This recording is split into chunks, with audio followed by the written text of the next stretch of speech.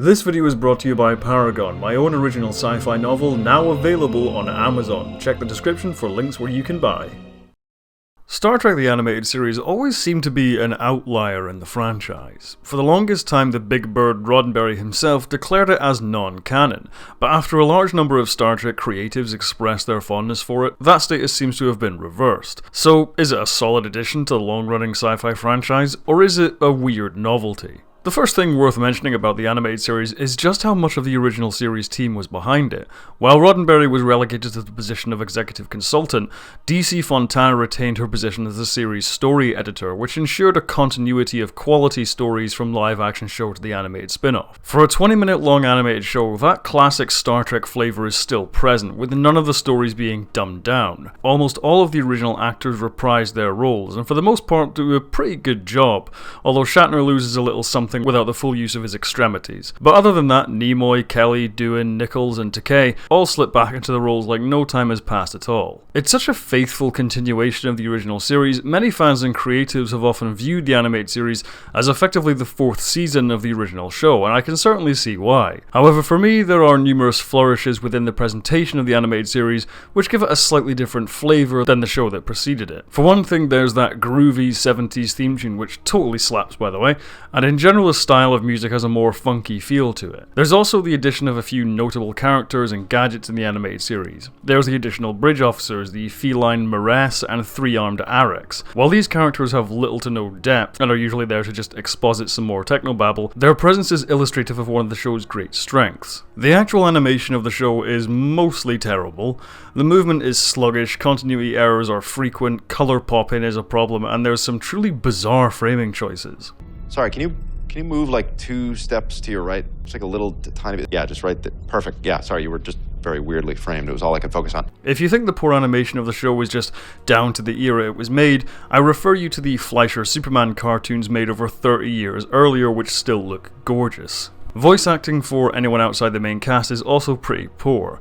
While the returning cast are fine in their usual roles, for some reason they were also brought on to voice almost every other character as well. Contrary to popular belief, voice acting and live acting are not mutually exclusive and require some very different skill sets. A big skill in voice acting, for example, is the ability to, well, do different voices. But between the original cast, they have about 5 or 6 voices between them, and as a result, the variety of aliens they encounter all end up sounding distractingly similar with each adventure. All that being said, there are some strengths to the medium of animation which can really help the storytelling as well. Because there are no restrictions on the sets or costumes which need to be built for that episode, the scope of the animated series is much larger than its live-action counterpart. The first episode of the series has our characters exploring a massive, ancient, pod-like ship, which would have been impossible to depict on a live-action TV show budget back then. Another has the Enterprise visiting the center of the galaxy for some cool trip-out weirdness, and an even later episode sees the characters making contact with an underwater civilization. Whereas the original series was attempting to tell big stories with fewer resources, the animated medium allows Trek adventures to have that epic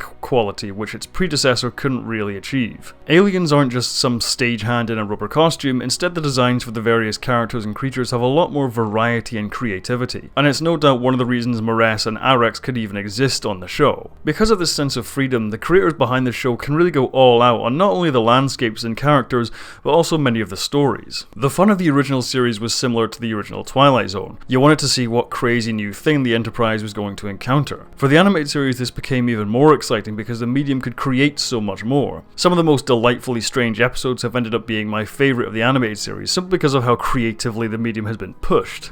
For example, one episode has the crew of the Enterprise slowly shrinking over time, which means that it becomes increasingly difficult to operate the ship. Just lots of clever things like that. I just want to take some time to highlight some of my personal favourite episodes, the first being The Eye of the Beholder. While investigating the disappearance of a survey team, Kirk, Spock and Bones find themselves placed inside an alien zoo.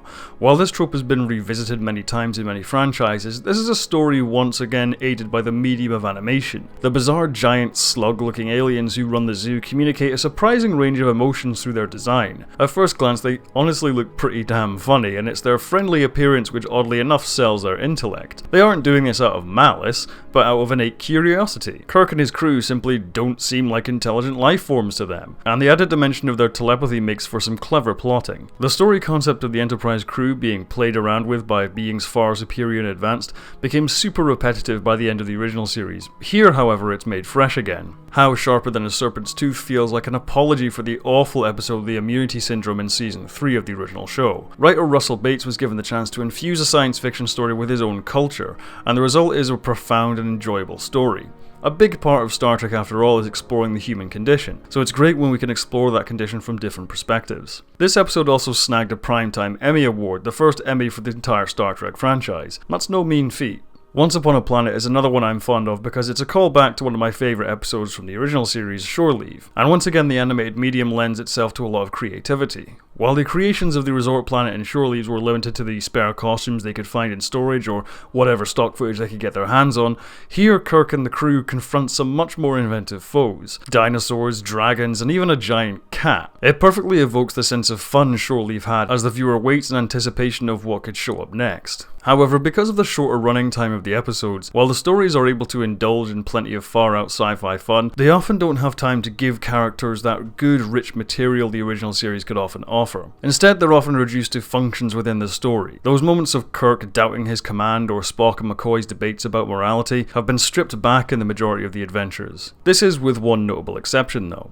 The second episode of the show, Yesteryear, is without a doubt the best of the series. When Spock is seemingly erased from history, the Guardian of Forever takes Spock back to his childhood to save him from being killed. Spock is easily my favourite character from the original series era, and Leonard Nimoy gave hands down the best performance. So a glimpse into the character's early childhood is a terrific opportunity for some emotionally hard-hitting development, and the episode does not miss a beat. Spock's trouble reconciling his human and Vulcan sides has always been the most compelling part of his character, and seeing him confront this far more vulnerable young version of himself was fantastic and ultimately heartbreaking. Seeing how far Spock has come from a scared child is really eye-opening for someone many other characters consider an emotionless robot, something Star Trek Discovery has also recently capitalized on. As the episode reaches its climax and the young Spock has to make the tough choice and embrace his logical side, it's simultaneously tragic and cathartic. No other episode in the animated series quite tapped into this kind of excellent character exploration, but I'm glad it did here. In the end, Star Trek the Animated Series is a truly solid entry to the Star Trek franchise. Because of Western media's odd relationship with animation, this show is often dismissed, even by longtime fans. But on closer examination, despite the poor and dated presentation,